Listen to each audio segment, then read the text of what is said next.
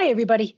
So in class today, unfortunately, the internet died on me briefly, and so I wasn't able to finish answering Evie's question that she had asked, which was to explain how non-disjunction happens. And that's a great question, so I wanted to make sure that I was able to answer it. I'm just going to put a short video together right now walking through the answer to that question. The key in non-disjunction is that this is when the chromosomes in the cell don't separate from themselves properly. And so if we look at a cell that is going through meiosis, now this is our original cell. We've got the two long chromosomes that make up a homologous pair, the two short chromosomes that make up a homologous pair. And we can just put some letters on those to distinguish them from each other. Right. This cell is going to work its way through meiosis, and then as we go, I'll show you what happens if non-disjunction occurs. So the first thing to happen, remember, is that the cell has to go through S phase, and so those chromosomes are going to replicate. We're going to make sister chromatids. So here are replicated copies. They're identical. So now we've got two big A's, we've got two little A's, we have two big B's, and two little b's. The next step will be meiosis 1. And in meiosis 1, they're going to line up in the center of the cell as a tetrad. So our little chromosomes together, our big chromosomes together. So they line up with their homologous pairs. And then we've got microtubules that are going to come out from the centrosomes of the cell, and they're going to hook on to these chromosomes. They attach to the centromere in the middle. And you think of these mitotic spindles as the fishing line. So they're going out, they're catching onto the chromosomes, and then when anaphase starts, they're going to drag those chromosomes to the other side, just like a fisherman reels in a fishing line. So as this cell would move into anaphase 1, these are going to pull back, and this is when we separate our homologous pairs from each other. And so as we were doing that, we'd shorten, and this long one would move to that side of the cell. This long pair would move to that side. Our short pair would come over, and our short pair would come over. The cell would divide. We'd end up with two cells.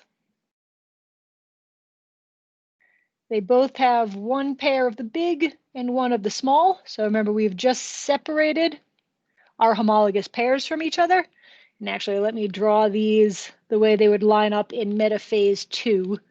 So in metaphase 2, they line up in the center of the cell. Again, we have our centrosomes. They send out mitotic spindles that hook on. Okay. Those would then draw backwards. And in this case, they're going to separate the sister chromatids from one another. So these get separated as they get pulled across. We would end up with one cell with a big and a little, and this cell with a big and a little. But now let's look what happens if there's non-disjunction in this other cell here. We've got our centrosomes. They're sending out the mitotic spindles. Spindles are coming along and they're attaching here at the centromere. But this one attaches and this one doesn't. This is what causes non-disjunction. And so here is non-disjunction. Okay. The chromosomes are lined up properly, but this one spindle never comes over here and attaches. And so when this cell then goes to divide, this is going to pull this way and this way. This one pulls back this way, but there's no corresponding pull in the other direction here. And so in our two cells, we end up with the one large, but this mitotic spindle actually pulls both of the small chromosomes over, so we get two small. And our other cell has one chromosome, the large one. This mitotic spindle never caught anything, so we have no small ones. So we've got two here, so we've got an extra one here. We're missing one here. If either one of these was used in fertilization, this would lead to a trisomy of the small chromosome, because remember the other gamete, so say we had an egg here, it's going to have one big and one little. And so at fertilization, we get back to our two big. but now we'd get 3 little. So that's our trisomy.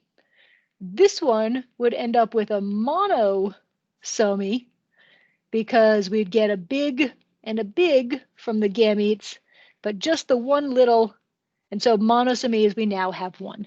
Neither one of those zygotes would come to term. They wouldn't actually be able to develop properly. And so non-disjunction really is happening, and it can happen here. Remember, this was metaphase 2.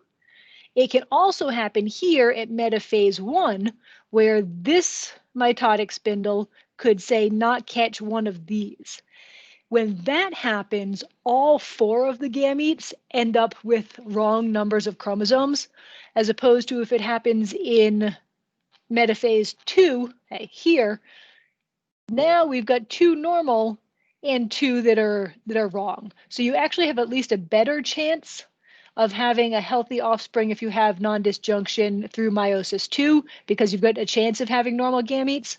If non-disjunction happens in meiosis 1, all 4 of the gametes in the end would have wrong numbers of chromosomes, and so none of those would be able to actually function well as gametes. Okay? And so the checkpoints are still happening, but what happens is the cell is kind of tricked into thinking. Remember, because the checkpoint during metaphase is to make sure that they're all aligned in the middle of the cell. And so it's tricked because we're here and we're aligned, but that one still wasn't attached, and so it thought it could separate, but we weren't able to pull apart. So this happens at times, and it can happen both in mitosis or in meiosis, where the mitotic spindle just isn't catching on to the chromosome and is then unable to separate them properly as we move into anaphase, so we have the wrong numbers of chromosomes at the end. Hey, hopefully that helps. I'm going to put this up in an announcement. So if you have questions about this topic specifically, just leave comments on the announcement itself and I'll be able to go ahead and answer those. Sorry again about the internet. I'm not sure what happened, but hopefully this makes it clear for everybody. Everybody have a good day.